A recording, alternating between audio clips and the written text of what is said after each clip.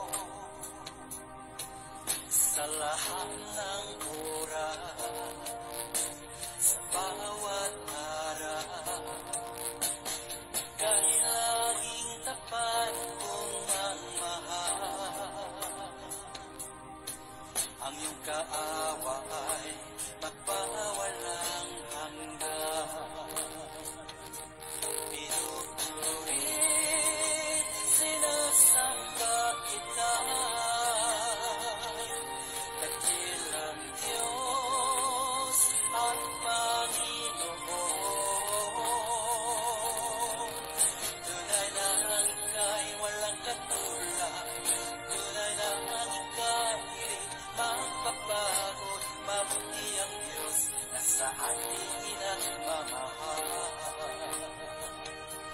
Pinupuri, sinasamba kita,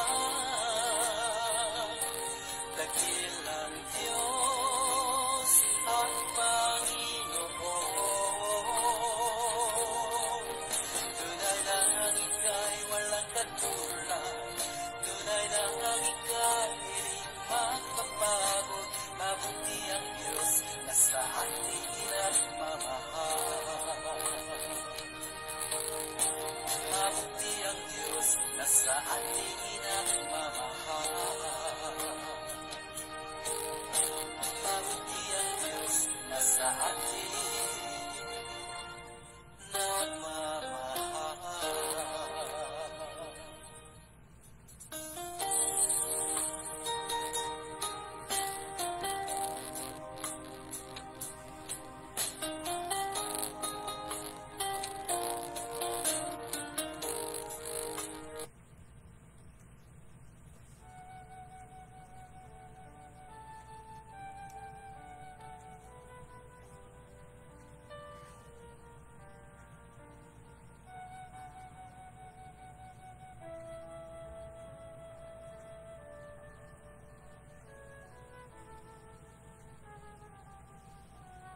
Tunay ngang kaibuti ng Diyos na sa ating nagmamahal.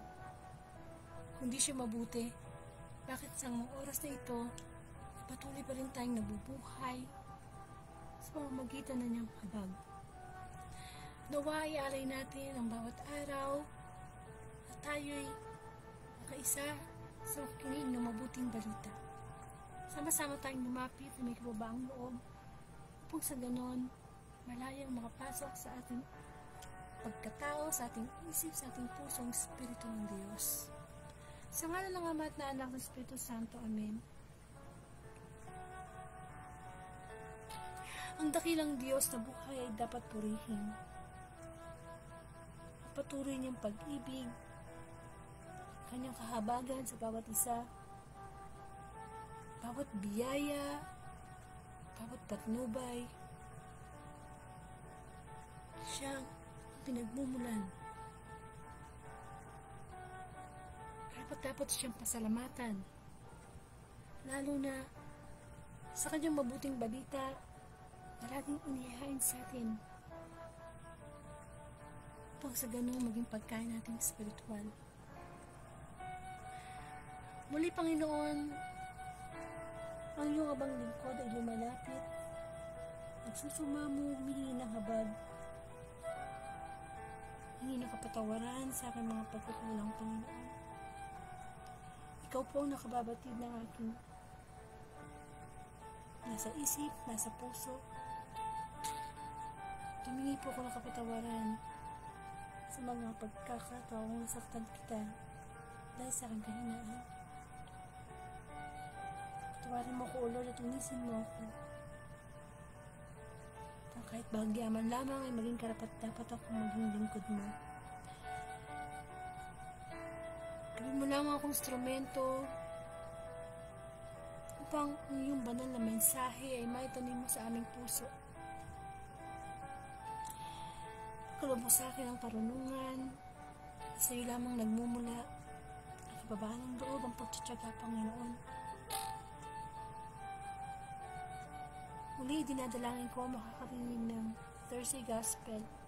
Salamat, Panginoon, sapagkat pagsasama-samahin mo kami sa online na ito, na kung saan ikaw ang mangunguna, ang iyong banal na salita ang itataas, ikaw ang mabibigyan ng parangal. Pagod man buong maghapon sa oras na ito, bibigyan tayo ng isang espiritong malakas ng Diyos. Patuloy lang tayong mag-alay ng ating buong pagtuon sa kanyang mabuting balita na magbibigay sa atin ng kagalingan. Come, Holy Spirit, we need you, and come, Holy Spirit, we pray. Come in your own special way. Lahat ang tidalain ko sa iyo, Ama, sa pangalan ng Anak, kay sa Espiritu Santo. Amen. Ang ang mabuting balita. Bigyan natin ng parangal. Hallelujah, hallelujah, hallelujah.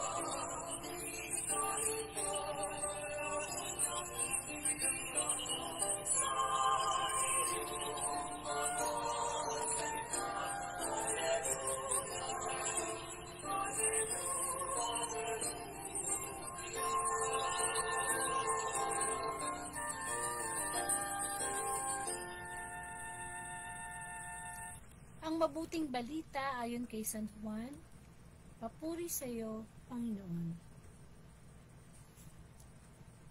Kaunting panahon na lamang at hindi na ninyo ako makikita. At pagkaraan ng kaunting panahon pa, ako inyong makikita ulit. Nag-usap-usap ang ilan sa mga alagad, ano kaya ang ibig sabihin niya? Bakit niya sinabing kaunting panahon na lang at hindi na natin siya makikita at pagkaraan ng kaunting pang panahon ay makikita uli? Sabi pa niya, sapagkat ako'y paroroon sa Ama. Ano kaya ang ibig sabihin ng kaunting panahon na lamang? Hindi natin maunawaan.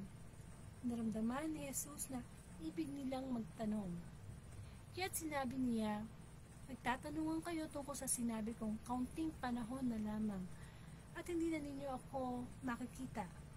At pagkaraan ng kaunting panahon, ako inyong makikita uli.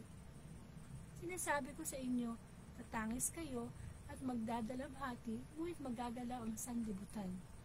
Matitigib kayo ng kalungkutan, subalit ito'y magiging kagalakan. Mga kapatid, ang mabuting balita ng ating kaligtasan, pinupuri ka namin, Panginoong Hesukristo. Sumayin niyo po ang kagalakan ng Diyos sa araw na ito.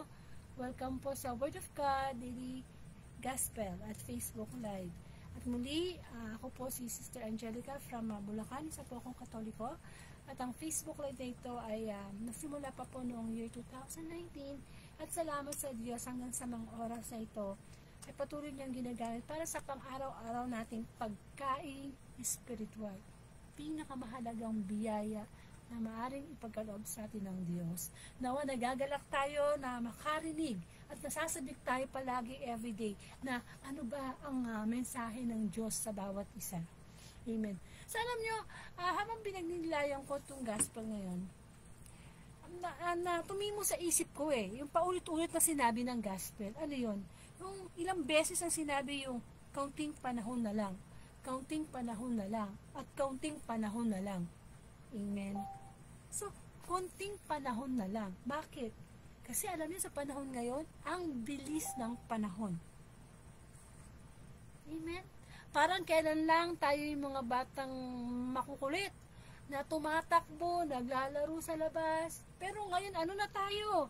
Tayo na yung nag-aalaga ng bata. Tayo na yung nagpalaki. Tayo na yung, di ba? Talagang totoo na akala mo lang minsan ang tagal ng panahon. Pero kung totoo siya, ang bilis naman talaga. Iba nga mga bagay na minsan may kakilala mo, kamag-anak mo, mahal mo sa buhay na dati kasama mo. Ngayon, ang bilis ng panahon. Wala na sila sa atin, no? Maaaring kinuha na sila ng Panginoon.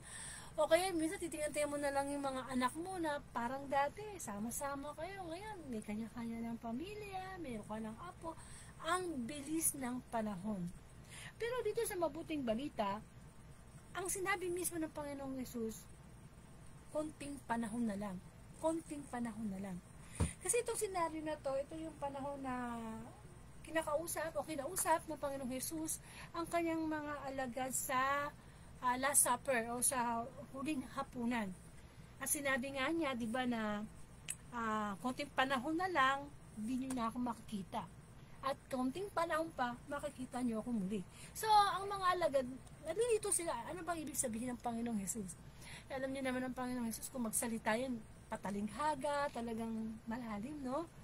Pero, masasabi natin na,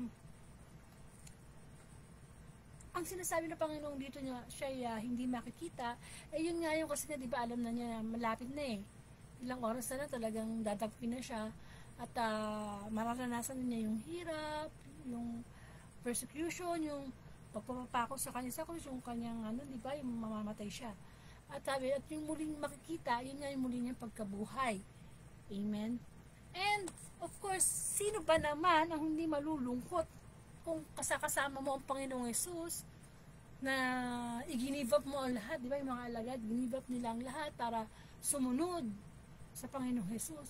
Pagkatapos mawawala. Ay, masakit yun, di po ba? Lalo na kung ang inaasahan ay ang Panginoong Jesus. Iba kasi yung presensya na nandoon yung namumuno, no? Nandoon yung talagang malakas yung loob mo. Kasi nakikita mo siya eh. Para kumbaga sa pamilya natin, yung nanay or tatay, asawa or anak na namatay, iba yung nakikita mo sila eh. Iba yung inspirasyon mo nung sila yung nabubuhay pa. Pero paano kung nawala na sila? Ay, mahirap yun, di ba? Kaya nga, di ba, isang part din ng ating gospel, yung magiging kagalakan ang ating kalungkutan. Sa buhay po natin, ang daming dahilan, maraming pinanggagalingan ang kalungkutan. Napakadami, lalo na sa mundong ito, napakadami. Maaaring ang kalungkutan na natin ay nanggagaling dahil sa material na bagay, sa nalulungkot tayo dahil sa tao, nalulungkot tayo sa mga pangyayari. Ang dami. Amen. Hindi mauubusan ng mundo na maghain sa atin para tayo ay malungkot. Amen. Pero, yung kagalakan naman, iisa lang ang pwedeng panggalingan yan. Kung ang lungkot ay maraming pinanggagalingan para tayo ay malungkot, pero ang kagalakan ay pinanggagalingan lamang ay isa. Amen. Alam nyo, kung may pinagdadaanan tayo sa buhay natin ngayon, meron tayong problema ngayon, malungkot tayo ngayon, okay lang yan. Bakit? Kasi tao tayo eh. Tayo ay nilikha ng Diyos na marunong tumawa, umiyak, magalit, emosyon yan. Amen? Pero, binibigyan tayo ng Diyos ng, alam mo yun, ng panahon. Kasi lahat naman ng bagay, di ba, may panahon. There's a season for everything. May season para umiyak, may season para ang tawag to, malungkot. Di ba? Pero hindi tayo pwedeng manatili sa kalungkutan. Kasi hindi naman yan ang gusto ng Panginoon sa atin eh. Kaya nga, di ba, ang Panginoon, ginawa niya talaga ang lahat. Nagtiis siya. Kahit siya'y anak ng Diyos, nagtiis talaga ang Panginoon hanggang sa kamatayan para makuha yung muling pagkabuhay. Just imagine, kung ang Panginoon ay hindi nagtiis, wala tayo. Hindi tayo makakalapit sa ating Ama. Walang kaligtasan, lahat tayo sa impyerno. Pero yung pagtitiis niyang yun, para bigyan tayo ng kagalakan. Hindi ba? Kaya, sa buhay natin, anumang lungkot o disappointment ang meron tayo ngayon sa ating buhay, harapin natin yan. Sabi nga, di ba merong tayong naririnig na, let us face our fears. Kung ang takot hinaharap, ang kalungkutan hinaharap din yan. Hindi yan pinagtataguan. Na halimbawa, ay nalulungkot ako, hindi ko maharap yung lungkot ko. Hindi. Dapat nating harapin yan. Amen. Kasi kung patuloy nating hindi haharapin yung lungkot, baka gumising tayo isang araw, baliktad na. Ang alipin or ang slave na tayo ng kalungkutan. At ang master natin, yung kalungkutan, siya yung nag-uutos na, sige, malungkot ka, sige, madepress ka. Naku, nagising ka na naman sa panibagong araw. Ay, nako, madepress ka, malungkot ka, mag-self-pity ka. Amen. Samantalang ang paggising natin bawat araw, isang malaking biyaya na sa Diyos. Sabi nga, yan ang every gising is a blessing. Amen. At alam natin na yung kalungkutan na yan, yan nagagaling sa demonyo. Pinifeed niya yan sa atin.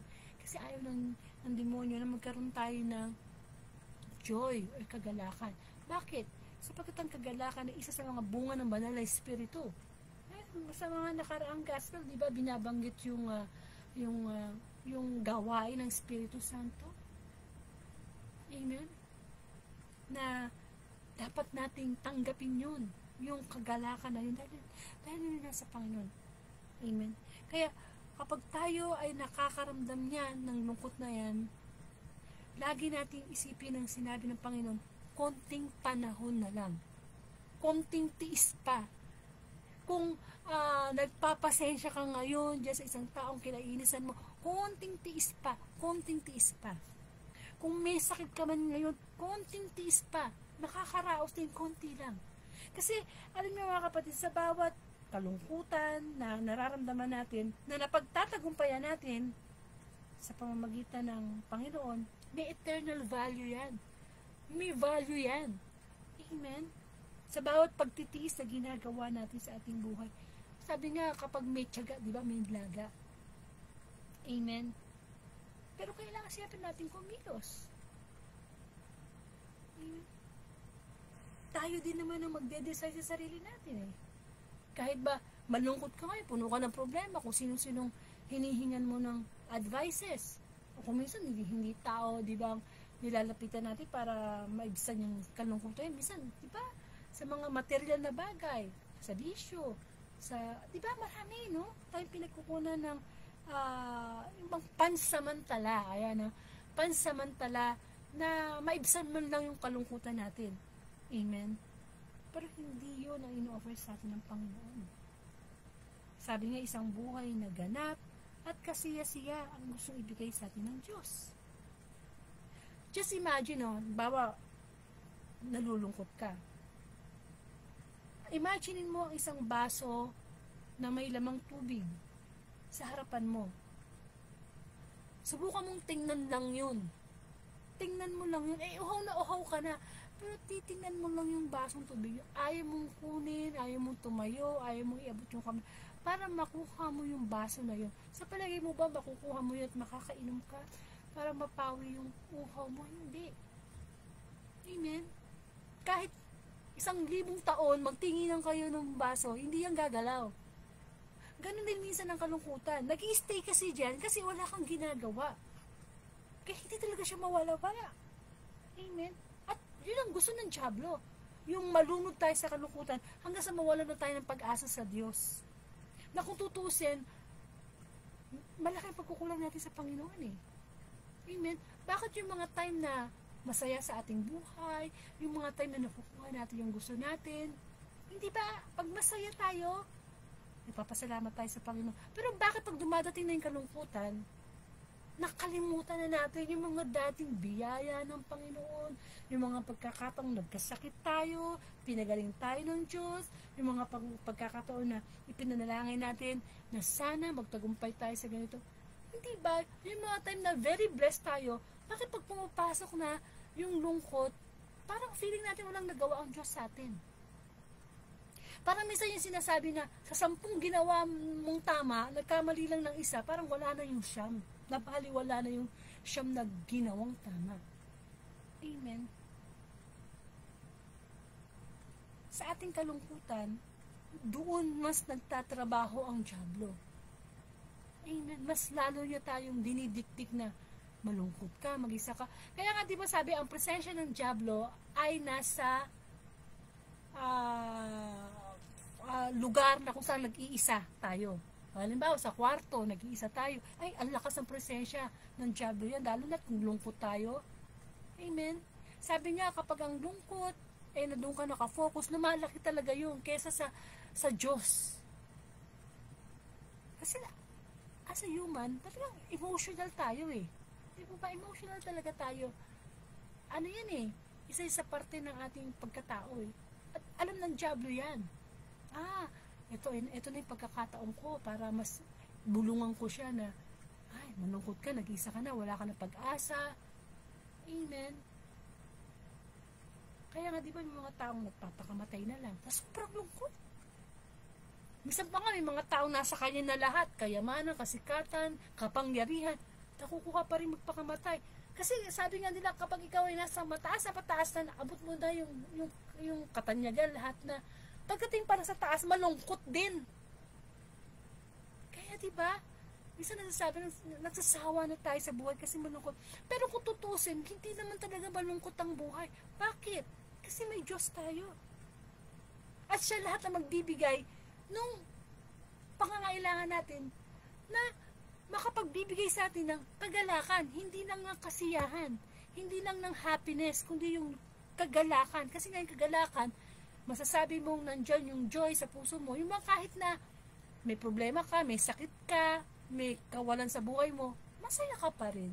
Yung bang unexplainable feelings na, kapag naman ako sa ganitong bagay, hindi ko pa naman nakukuha yung gusto ko, pero ba't masaya ako? Kasi nagtitiwala tayo na ang Diyos ang magpo-provide ng joy na yan. Amen. Na kahit sa department store, kahit sa mall mo puntahan, hindi tayo makakabili ng joy. Kaya lang sabi nga ng Panginoong Jesus, konting tiis pa. Amen. Kung meron kang biyanang nakakabuisit, konting tiis pa. May asawa kang talagang nakapagdulot sa'yo ng sama, konting tiis pa. Kasi alam niyo, minsan, nagagamit yung mga tao o bagay na akala lang natin, negative yung dating eh. Halimbawa, nakakilala ka na sa Panginoon. Pagkatapos yung asawa mo lasinggero pa rin, babaero pa rin, susugal pa rin. Be thankful to God. Kasi, ini-improve ni God yung pagtitiis mo, yung patience mo. Na isa sa mga bunga ng banal na espiritu. Diba? Challenge, it should be a challenge. Amen. Hindi yung, ganun na nga yung asawa mo. Diba? Tapos, susukuan mo pa. Ay, ano mangyayari? Napuputol yung pasensya natin. Ay, gusto yun ng Panginoon na ma-develop sa atin. Huwag natin kakalimutan ang sinabi sa Biblia. Kung gusto natin makapunta sa langit, ano ang ticket natin?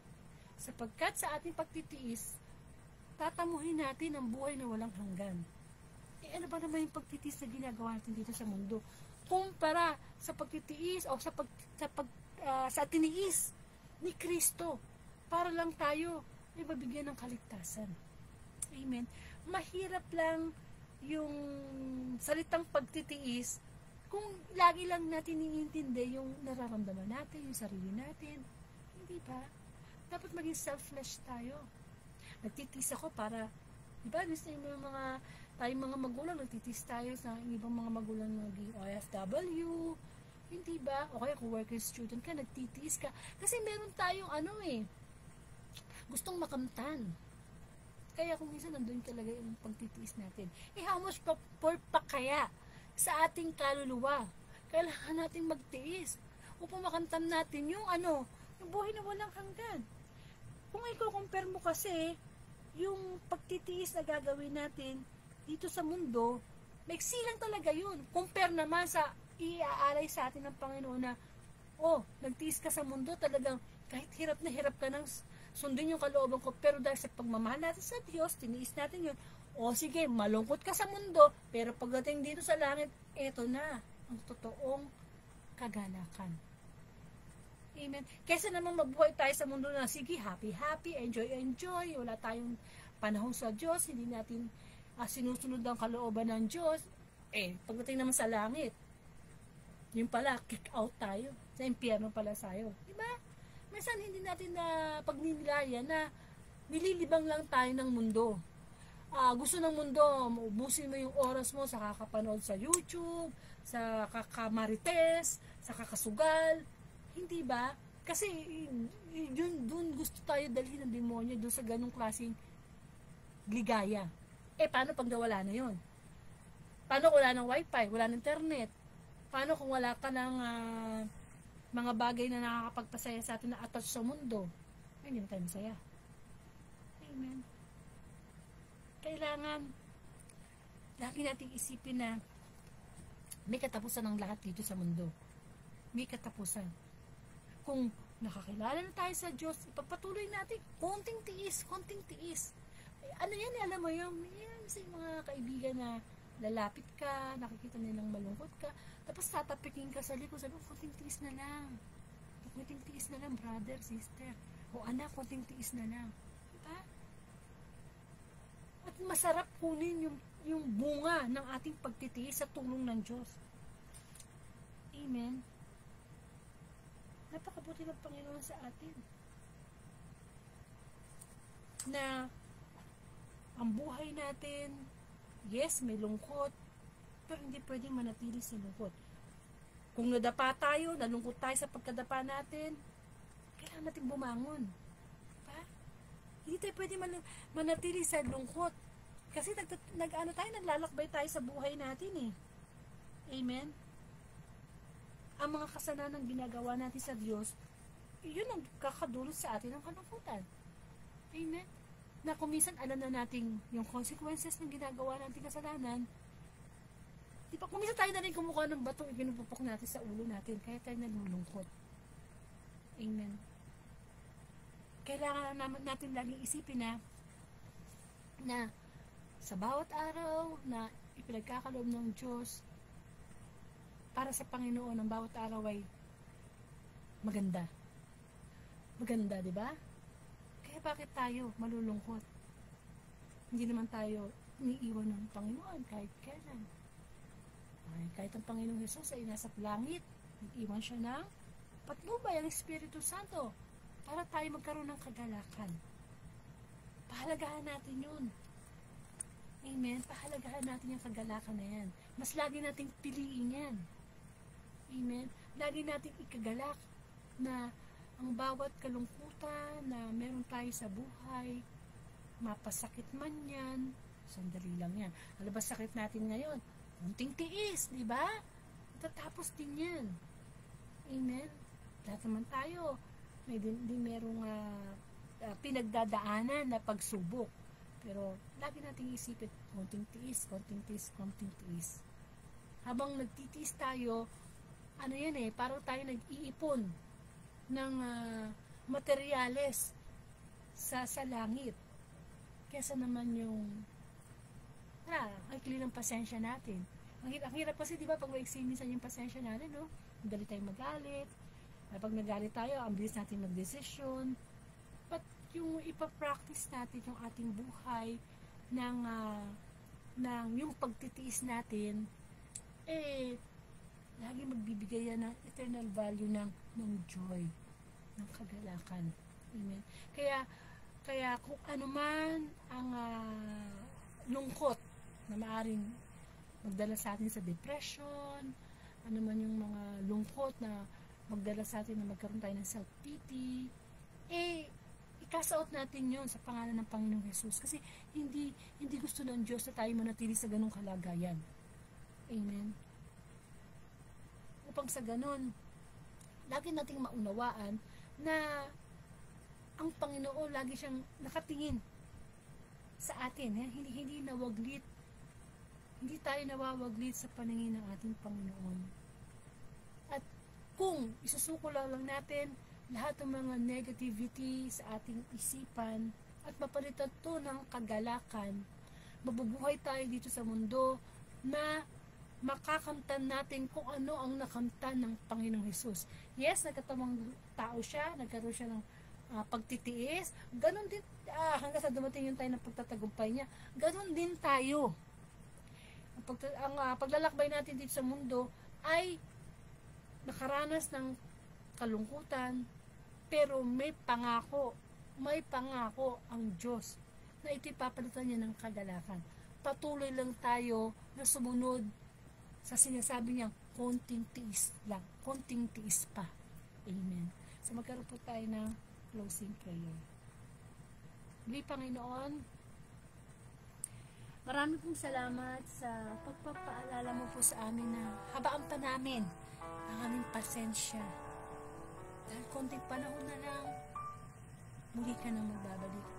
Dahil konting panahon na lang, ilalagay namin ito sa buhay. Kung patuloy naming nagtiis sa mga panahon na kami nasubok ng ng mga kalungkutan sa aming buhay, lagi namin piliin ang kagalakan, sapagkat ito ay isa sa mga bunga ng banal na Espiritu. Tulungan mo kami, Panginoon, na mabuhay araw-araw, makita ang iyong presensya sa aming buhay, na may kagalakan. Ano man ang dinadala naming bigat na problema, nawa makita naming may kagalakan kang ibibigay upang patuloy kaming magtiis at maunawaan namin na ito'y pansamantala lamang.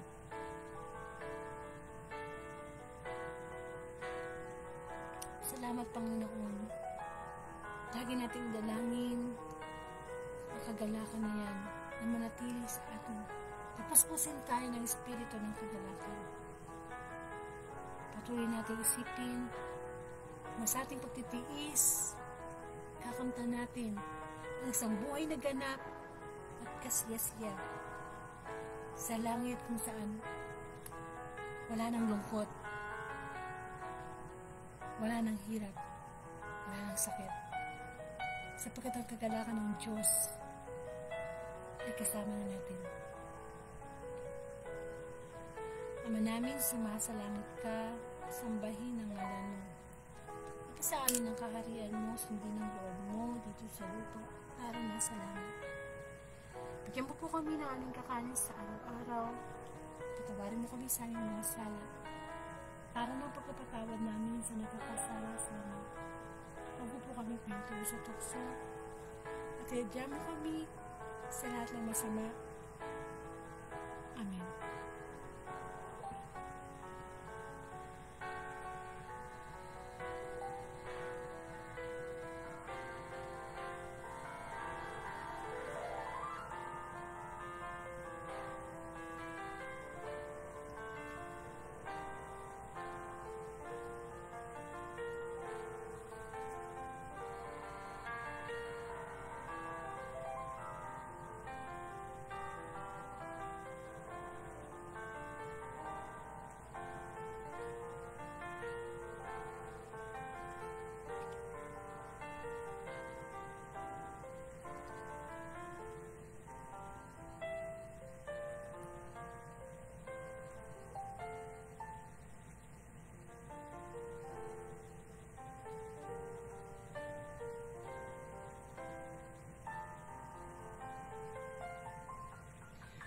Maraming salamat, Panginoon, sa pagkain spiritual na ibinigay niyo po sa amin upang mapagdilayan namin.